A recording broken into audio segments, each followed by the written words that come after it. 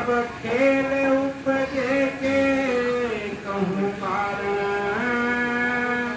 के गो इच्छा भई उत्पन्न बिन कारण कारज नहीं होए सो कहूँ या के कारण दोए सो कहूँ या के कारण दोए ए उपजाई हमारे धनी।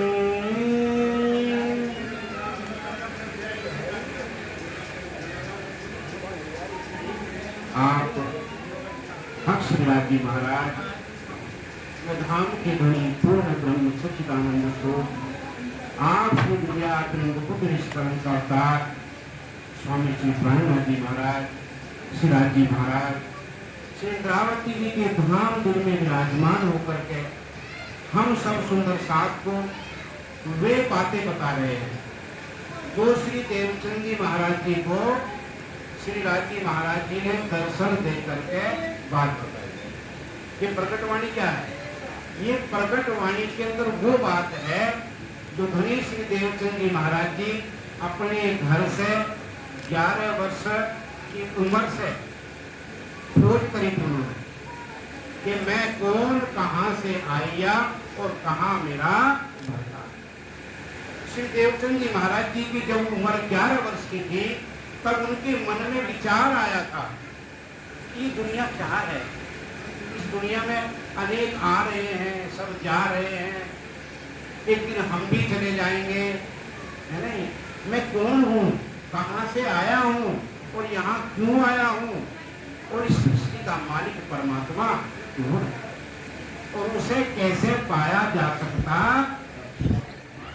तो श्री देवचंद जी महाराज जी 11 साल की उम्र में ही अपने घर में ही खोज शुरू कर दी थी। उनके यहाँ बड़े बड़े ब्राह्मण, पंडित, विद्वान आया करते थे। उनसे श्री देवचंद जी महाराज जी यही बात पूछा करते थे कि आप ये बताओ मैं कौन हूँ, कहाँ से आया हूँ और यहाँ क्यों आया हूँ और जो सृष्टि का बनाने वाला परमात्मा है वो कहाँ है, मैं कौन, इत आई क्यों कर, कहाँ है मेरा वतन, नार तू कौन खसम की दर कर कहो वचन। ये प्रश्न थे श्री देवचंद महाराज। श्री देवचंद जी महाराज जी बड़े बड़े विद्वानों से पूछते थे तो एक विद्वान यही जवाब देते जैसे आज जवाब देते हैं कि परमात्मा तो कण-कण में है, सबके अंदर है, हर जगह वही परमात्मा है।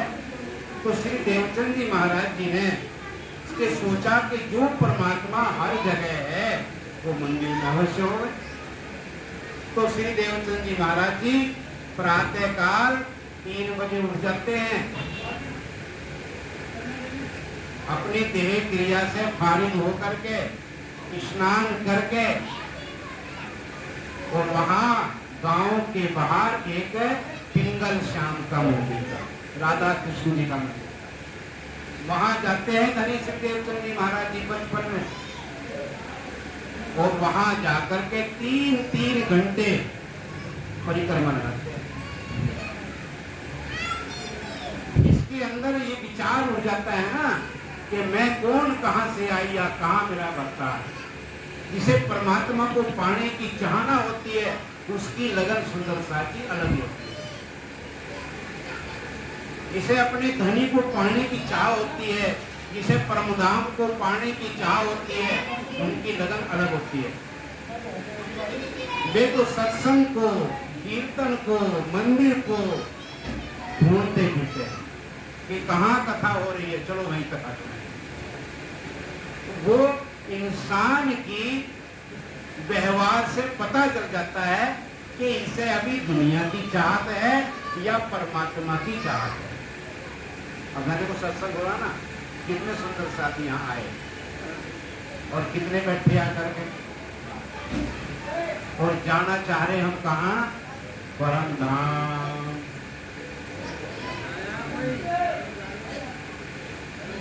नहीं, जाना चाहते हैं परम धाम।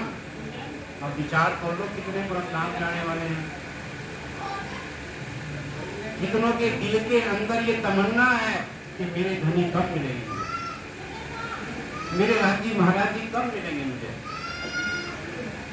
ये सुंदर साथ जी किसी से कहने की आवश्यकता नहीं होती, ये व्यवहार से पता चलता है, आदमी के कर्मों से, उनकी रहनी से पता चल जाता है कि किसके अंदर श्री राज जी की तड़प है।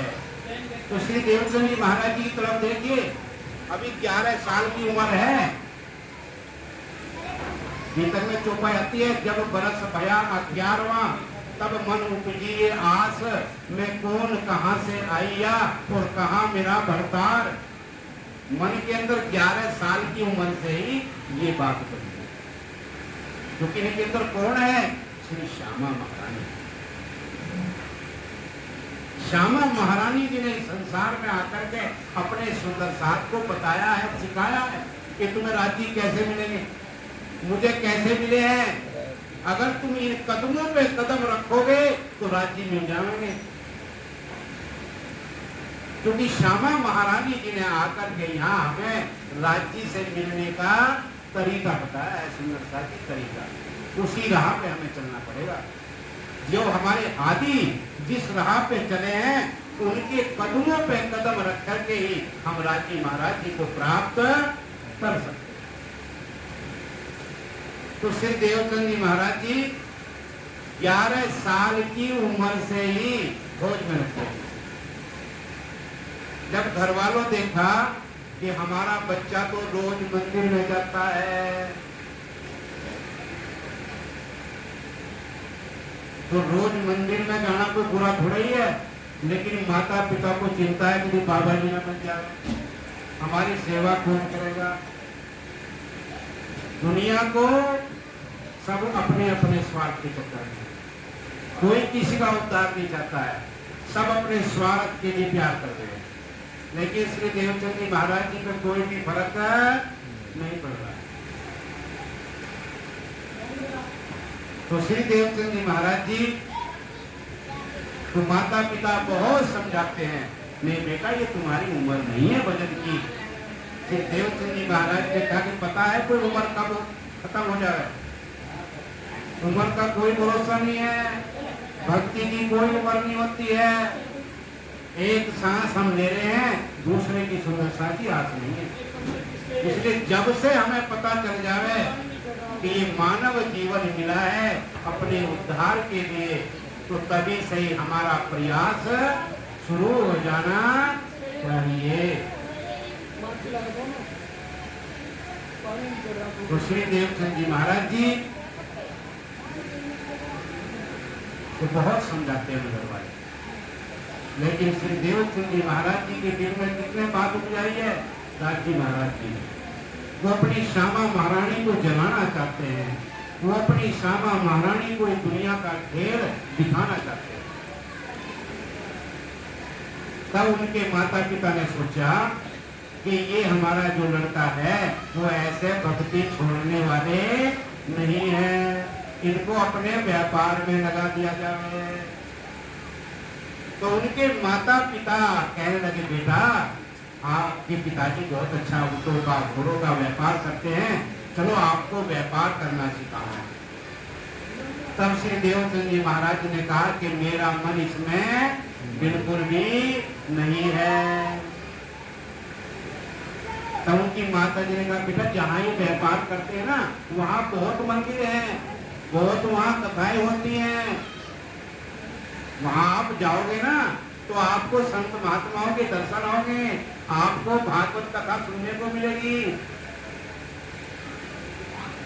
तो जब श्री देवचंद जी महाराज जी ने देखा, अच्छा वहाँ मुझे सत्संग सुनने को मिलेगा, क्योंकि वहाँ उनके गांव में कोई संत महात्मा आते नहीं, रेती का मैदान है, रेगिस्तान है, पानी की वहाँ दिक्कत है, क्योंकि संत महात्मा को तो कभी कभी 2 बार 3 बार स्नान भी कर देते हैं।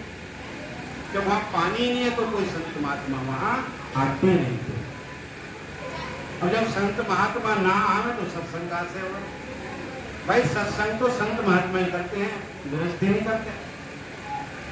गृहस्थी को तो अपने घर से ही करते हैं। अब संत महात्मा वहां आते नहीं, सत्संग मिलता नहीं।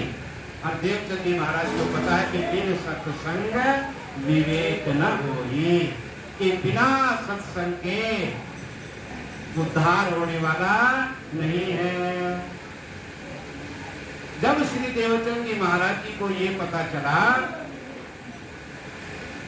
कि वहां कच्छ देश में बहुत मंदिर है, बहुत संत महात्मा रहते हैं, वहां मुझे कथा प्रवचन सत्संग सुनने को मिलेगा, तो श्री देवचंद जी महाराज जी चलने के लिए तैयार हो जाते हैं। संत जी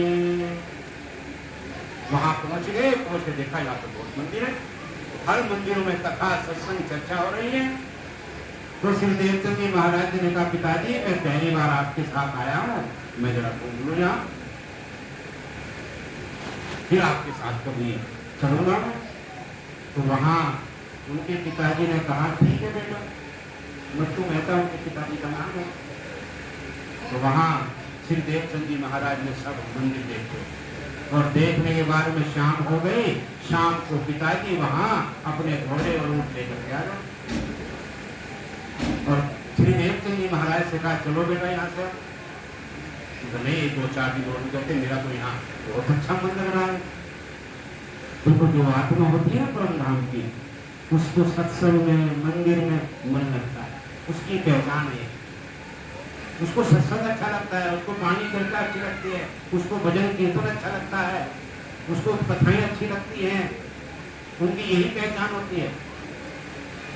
नहीं बेटा, हमारे पास ये घोड़े होते, हम किसी क्लास में बांधते हैं यहाँ, हमारे गुरु जी का भी स्थान है यहाँ, लेकिन घोड़े ऊँट कौन बांधने वाला यहाँ पे, यहाँ चलना पड़ेगा। तब श्री देवचंद जी महाराज जी अपने घर आ जाते हैं, लेकिन घर आने पे उनका मन नहीं लगता है। मन के अंदर यही विचार है कि मैं किसी तरह कच्छ देश पहुंच जाऊं और वहां जाकर के मैं परमात्मा की खोज करूं। तो श्री देवचंद जी महाराज जी सबसे पूछते हैं कि भैया कोई कच्छ देश जा रहा है, मैं भी उसके साथ निकल जाऊंगा। भैया कच्छ देश पहुंच गया।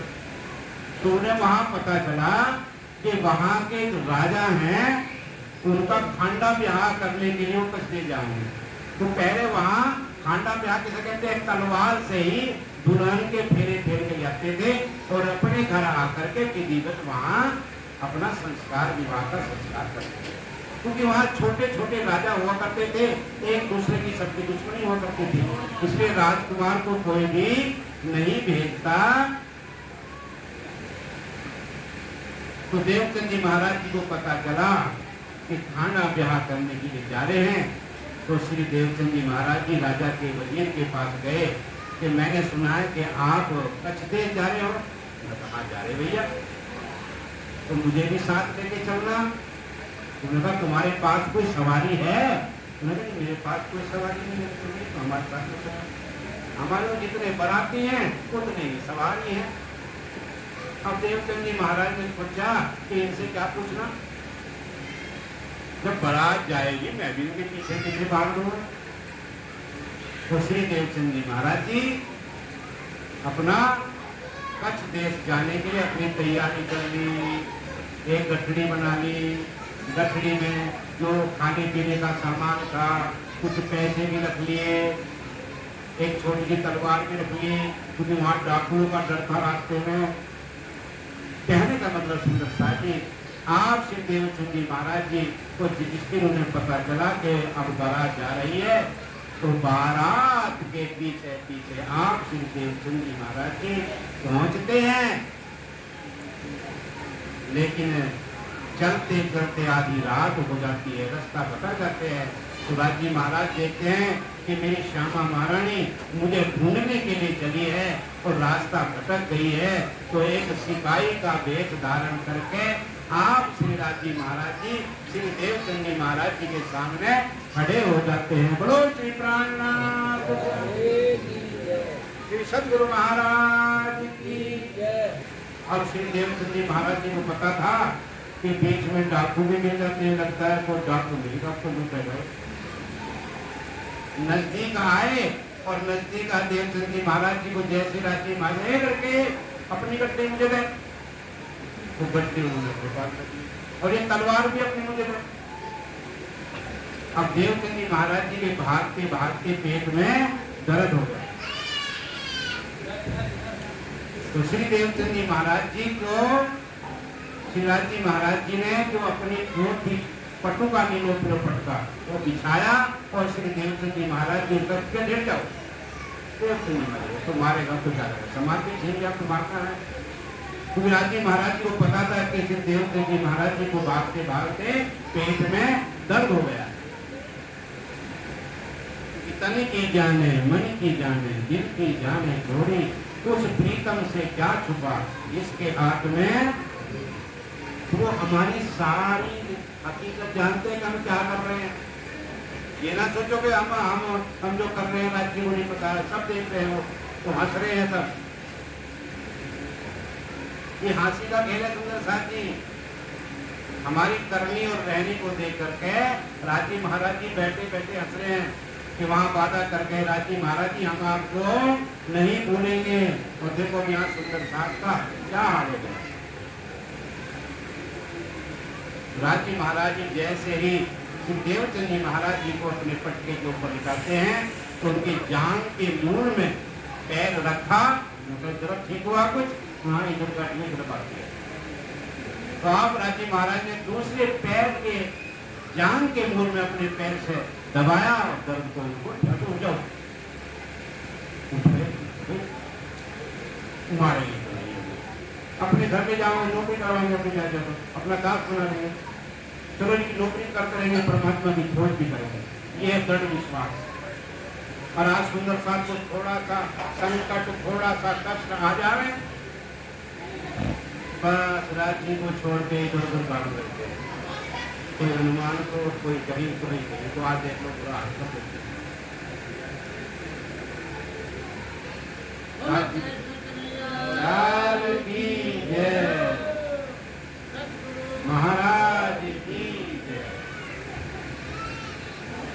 तो सुंदर साथ जी श्री देवचंद जी महाराज जी को श्री राज जी महाराज जी अपने साथ लेके चलते हैं और पूछते हैं तुम कहाँ से आए हो, कौन हो, इतनी उम्र में घर से कैसे निकले हो। मैं तो परमात्मा की खोज के लिए निकला हूँ और बारात के पीछे चला था, बारात से रास्ता भटक गया हूँ। अच्छा, देवचंद जी महाराज जी के कमर में अपना पटका बांधा और जैसे पटका बांधा तो हवा की माँ विराज जी महाराज जी उनका हाथ पकड़ के ले जा और बारात भी भागती भागती, उनके घोड़े भी थक गए, उनके वजीर ने कहा थोड़ा आराम कर लो, थोड़ा चाय पानी कर लो, थोड़ा आराम करेंगे, थोड़ा नाश्ता लेंगे। वहां आराम करने के लिए तंबू लगा दिए और तंबू लगा ही रहे थे और 2 पहरेदार वहां खड़े कर दिए। दूर से ही आप राजी महाराज ने कहा देखो देवचंद जी, ये वही बारात के साथ तुम चले थे, हाँ वो फलाना वो ढिमकाना, हाँ वही है वजीर वही है ना, हाँ तो जैसे कहा हाँ वही है। बस जयराज जी महाराज जी जय बोलो श्री प्राणनाथ कृष्ण कन्हैया लाल की। ये है राज जी महाराज। ये मत सोचो राज जी महाराज जी हमारे साथ नहीं है। राज जी महाराज जी हमेशा हमारे साथ हैं। वो अपनी रूहों से कभी भी अलग हो ही नहीं सकते। अपने सुंदर साथ से कभी भी राज जी महाराज जी अलग हो ही नहीं सकते। अब जैसे देवचंद जी महाराज ने देखा हो, मेरा इनने पकड़ा था हाथ, विलाप करने लगते, हे धनी राम के दुलार, मैं करना सकी पहचान, सो रू अब याद कर करके जो मारे देश के। मुझसे बात कर रहे थे, मेरे परमात्मा मुझे मिले थे, लेकिन मैं उनके स्वरूप की पहचान नहीं कर सकती। रोने से क्या हो, गाना बहा छुड़ाए जात हो, निर्मल जान के मोए, दिल से जब जाओगे तब जानोगे। तो ये जोरदार ने कहा अपने जिंदगी से। अब देवचंद जी महाराज को दृढ़ विश्वास हो गया, मेरे धनी मेरे साथ है धनी, अब मैं आपको ढूंढ के जरूर छोड़ूंगा। अब हिम्मत और बढ़ गई जाए कि मेरे धनी मेरे साथ है, मेरे परमात्मा मेरे साथ है। इस प्रकार से आप देवचंद जी महाराज जी बारात की तरफ बढ़ते हैं और बारात की तरफ बढ़ने के बाद में दो सिपाही हो, भैया कौन हो, कहाँ से आ रहे हो? अरे भाई मैं तुम्हारे गांव का ही देवचंद तुम भाई। देवचंद जी तुम कैसे? तुम्हें भी तुम्हारे साथ बारात के पीछे पीछे भागा चला है। तो श्री देवचंद जी महाराज जी का हाथ पकड़ करके आप जो वजीर थे वो सिपाही उनके पास लेकर के जाते हैं और वजीर, अरे देवचंद जी आप कैसे आए भाई? सब लोग अफसोस करने लगते हैं कि हमारे घोड़े भागते भागते थक गए और तुम कैसे हो भाई? अब उन्हें क्या पता था, लेकिन देवचंद जी महाराज जी ने कभी ये नहीं बताया कि मुझे कोई शक्ति नहीं, मुझे मेरे परमात्मा मिले। क्योंकि राज्य की कोई बात अनुभव आपको सुंदरता की कभी हो है ना, तो किसी को बताना नहीं चाहिए, बताने से वो कृपा खत्म हो जाती है। इसलिए कभी भी अगर राज्य का कोई अनुभव ऐसा हो रहा है तो बताना चाहिए। तो आज तो सुंदर साथ तो बताने लगते हमारे साथ ऐसा हुआ, हमारे साथ ऐसा हुआ, हमारे साथ ऐसा हुआ। इस प्रकार से आप देवचंद जी महाराज जी को वहां कहते हुए भोजन बन रहा है, भोजन कर रहे हो। अब उस समय छुआछूत का जमाना होगा, कोई भी किसी के हाथ का भोजन नहीं करता था। और श्री देवचंद जी महाराज जी का मैं तो घर से भोजन की सारी सामग्री लेकर आया हूँ, मैं तो अपने हाथ से बना के खाता हूँ। तो वजीर ने कहा भाई तुम अपने गाँव, हमारे गाँव के हो, हमारी बिरादरी के हो, कम से कम सूखा सीधा ले लो। तो श्री देवचंद जी महाराज ने सूखा सामान दिया और वहीं अपना एक चूल्हा बनाया और लकड़ी ली और अपने हाथों से खिचड़ी बनाई और खिचड़ी बना करके जब थाल रखा, अब उस टाइम में भोग बन गया, उसको काम बहुत पड़े बाद में चले ना, ये तो परंपरा। बाबा ने कहा हे मेरे बरसी वाले सिपाही आज आप भोग लगाए। जिस स्वरूप में आप श्री देवचंद जी महाराज जी ने अपने धनी के दर्शन किए थे, उसी स्वरूप का ध्यान करके, क्योंकि जब हम भोग लगाते हैं ना, भोग लगाने का मतलब है कि जब हम भोग लगावें अपने राज्य के स्वरूप का ध्यान करें, तब भोग लगाना चाहिए, तभी जाकर के भोग लगता है, तभी जाकर के राज्य स्वीकार करते हैं। ये नहीं कि भोग रख दिया और वो घूम रहे इधर उधर, तो क्या भोग देंगे राज्य में? तुम्हारा भाव, परमात्मा हमेशा भाव देते हैं, तुम्हारा भोग सामग्री नहीं लेते तो भाव देते हैं। भाव ये तरीका होता है भोग लगाने का, आरती करने का। जब हम आरती करें तो राज्य है का स्वरूप ध्यान में लेकर के तब आरती करें, जब भोग लगावे तभी ऐसे भोग लगाए। भोग लगा करके प्रसाद लेके थोड़ा आराम करके आप श्री देवचंद जी महाराज जी उनके साथ में कच्छ देश में पहुंच जाते। इस प्रकार से सुंदर साजी श्री देवचंद जी महाराज जी 40 वर्ष तक, आप बीतक आने वाली बीतक में सुनना बहुत लंबी बीतक है, वैसे तो मैंने आपको थोड़ी शॉर्ट में बताई है। 40 साल तक श्री देवचंद जी महाराज जी वहां खोज करते हैं और 14 वर्ष श्रीमद् भागवत भी सुनते हैं। जब राजी महाराज ने देखा मेरी श्यामा महारानी मुझे पाने के लिए इतनी मेहनत कर रही है, तो भागवत सुनते सुनते ही आप राजी महाराज जी दर्शन देते हैं और दर्शन दे करके जो बातें उन्होंने करी हैं वो इस प्रकटवाणी के अंदर बातें कि श्री देवचंद जी महाराज जी को राजी महाराज ने दर्शन दे करके बताया कि हे देवचंद, तुम देवचंद नहीं हो, तुम कौन हो? तुम श्यामा महारानी हो तुम, और तुम्हारा घर परमधाम है। परमधाम में तुमने राजी महाराज से माया का खेल मांगा था और तुम माया का खेल देखने सबसे पहले ब्रज में गोपियों के रूप में आई थी और मैं कृष्ण जी के रूप में आया था।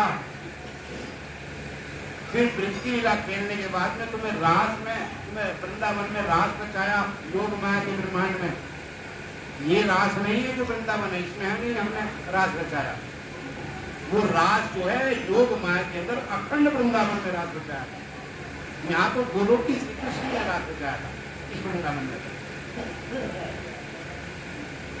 और फिर रास लीला खेल के तुम परमधाम गए थे, तुम्हारी इच्छा पूर्ण नहीं हुई, तब तुम्हारे वास्ते ये तीसरा जागनी का ब्रह्मांड बनाया है। और तुम माया का खेल देखने यहाँ आए हो। तुम्हारे और जैसी और भी यहाँ सुंदर सात ब्रह्म आत्माएं माया का खेल देखने आई हैं। अब मैं तुम्हें ब्रज रास और परमधाम का ज्ञान सुना रहा हूँ। ये ही ज्ञान तुम्हें अब अपने सुंदर साथ को सुनाना है, जिससे कि मेरा सुंदर साथ जागृत होकर के अपने मूल परमधाम में जागृत हो सके। अब देवचंद जी महाराज जी को जो तुम्हें बात पूछनी हो तो पूछ लो, अब हम तुम्हें दर्शन नहीं देंगे ऐसे। तो देवचंद जी महाराज झगड़ा करते हैं, राजी महाराज अब तुम कहाँ जाओगे? उन्होंने कहा अंदर तुम्हारे आकार के आए के बैठे हम। अब हम तुम्हारे अंदर बैठेंगे और तुम्हारे अंदर बैठ करके नाम तुम्हारा होगा, चर्चा हम सुनावेंगे, सुंदर साथ की जाति हम करेंगे, नाम तुम्हारा होगा। अब देवचंद जी महाराज मुझे क्या पूछना? राजी महाराज जब आप मेरे अंदर बैठ जाओगे तो मुझे क्या पूछना? तो आप राज्य महाराज ने ये पूरी परमधाम की ब्रज रास जागने की सारी बातें समझा करके उनके अंदर विराजमान हुए और विराजमान होकर के अपने सुंदर साथ को यही चर्चा राज्य महाराज जी सुनाया करते थे कि तुम्हारा घर परमधाम है, परमधाम के 25 पक्ष हैं, तुम ब्रिज में आए थे, ब्रिज में तुम्हारा अपने कन्हैया से कैसे प्रेम था, उसी प्रेम को लेकर के चलना है। क्योंकि जब तक तुम्हें गोपियों वाला प्रेम तुम्हारे अंदर नहीं आएगा तब तक तुम अपने राज्य महाराज जी को प्राप्त नहीं कर सकोगे। एने पगले आपन चालिए ए पगला थे परमान चंद्र। ये जो ब्रिज में तुमने कदम रखे थे उसी कदम को लेकर चलना है। हम ब्रजराज की भागवत की लीला क्यों सुनते हैं? कि ब्रज लीला में हमारा कैसा प्रेम था, वो ही प्रेम हमारे अंदर आवे। ब्रजराज की लीला से मतलब है कि हमारे अंदर वो प्रेम आवे, हमारे अंदर वो गोपियों वाला प्रेम आवे। और वो गोपियों वाला प्रेम आ जावे। कैसे गोपियां अपने कृष्ण जी से मिलने के लिए भागी भागी जमुना तट पे जाती थी, कैसे जैसे योग माया के अंदर श्री कृष्ण जी ने बांसुरी बजाई थी और गोपियां शरीर छोड़ के चली थी। दुनिया की लोक लाज सामने नहीं आई और अपने शरीर छोड़ करके कैसे मिली, अपने धनी से मिलने के लिए कैसे चली। तो वही हमें भाव लेना है कि अपने मंदिर में कहीं प्रोग्राम हो तो भागे भागे चलो, क्योंकि अपने राज्य महाराज जी का प्रोग्राम हो रहा है, भंडारा हो रहा है, वहाँ चर्चाएं होंगी, कथाएं होंगी, चलो हम सुने। तो वो भाव होता है सुंदरता का। तो ब्रज रास की चर्चा से हमें अपने धनी से प्रेम कैसे करना है। अब आप आज 10वीं स्कंद कथा शुरू है भागवत में, देखना गोपियों का कैसा प्रेम था। ये 10वां स्कंद नहीं सुनाया जाता है, श्री कृष्ण जी की लीलाओं को नहीं सुनाया जाता है, जिससे कि सुंदर साथ के अंदर वो ब्रज वाला प्रेम प्रकट हो, वो ब्रज वाला भाव प्रेम सेवा प्रकट हो। क्योंकि ब्रज में हमारा क्या भाव था? अपने कन्हैया से प्रेम था और सबकी सेवा करते थे। प्रेम सेवा वाले प्रगट कीधा ब्रज धनी आवार। ब्रज के अंदर वो दो भाव थे, एक कन्हैया से अपने धनी से प्रेम और सब सुंदर साथ की सेवा। यही भाव हमें लेके चलना है। अब हमें किससे प्रेम करना है? अपने राज्य महाराज जी से प्रेम करना है, मूल मिलावे वाले से प्रेम करना है, मूल मिलावे का ध्यान करना है और सब सुंदर साथ की सेवा करनी। जब हम ब्रिज में आए थे हमें ये नहीं पता था कि कोई मूल मिलावा भी है, क्योंकि ब्रिज में वाणी नहीं आई थी सुंदर साथ जी। कृष्ण जी हमारे साथ थे, बस उन्हीं से हमारा प्रेम था। लेकिन अब राजी महाराज ने अपनी सारी हकीकत बता दी कि भाई तुम्हारा घर परमधाम है, परमधाम में तुम मूल मिलावे बैठी हुई हो और वहीं बैठे बैठे ये माया का खेल आप देख रहे हो। अब तुम्हें मूल मिलावे में जाना है, मूल मिलावे में अपने राजी महाराज जी का ध्यान करना है, वो ही प्रेम देना, ब्रज वाला प्रेम देना।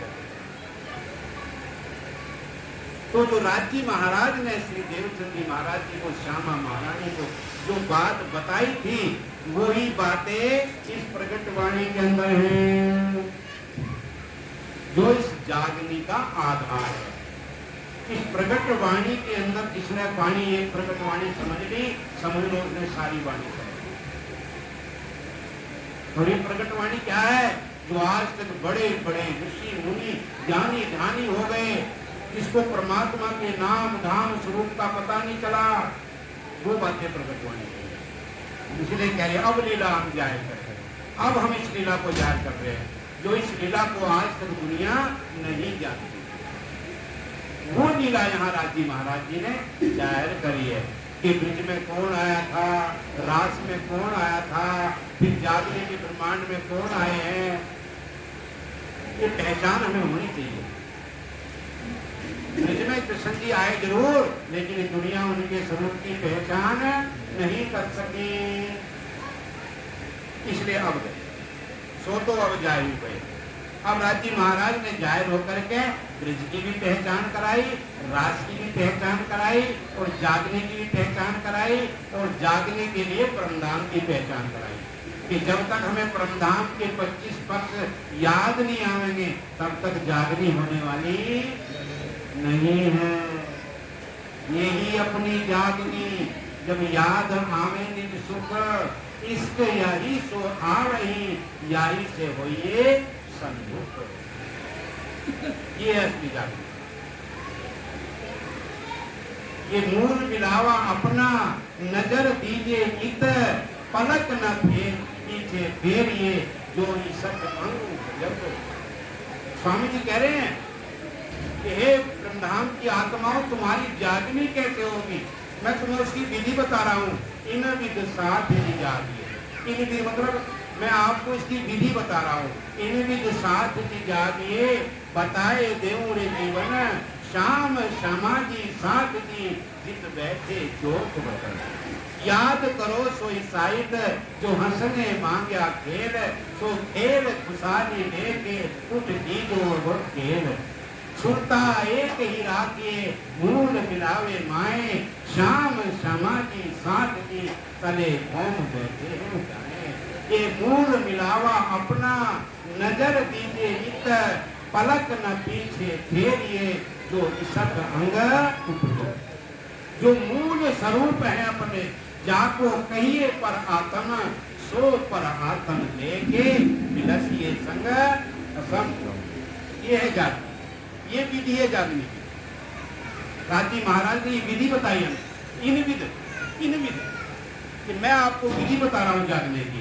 अगर आपको परमधाम में जागना है तो ये विधि आपको अपनानी पड़ेगी, इसके बिना सुंदर साथी जाग नहीं।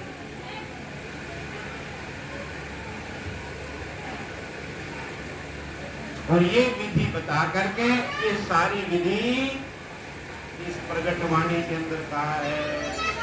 ये प्रकट वाणी ऐसी वाणी है, जिसने इस प्रकट वाणी को समझ लिया, समझ लो पूरी वाणी को। इसलिए आपको सुंदर साथ जी ये प्रकट वाणी की चर्चा राजी महाराज ने प्रेरणा दी कि सुंदर साथ को प्रकट वाणी की चर्चा सुनाने की। भाव आया राशि का दिल में, इसलिए आपने प्रकट वाणी सुना रहे। बोलो श्री प्राणनाथ प्यारे।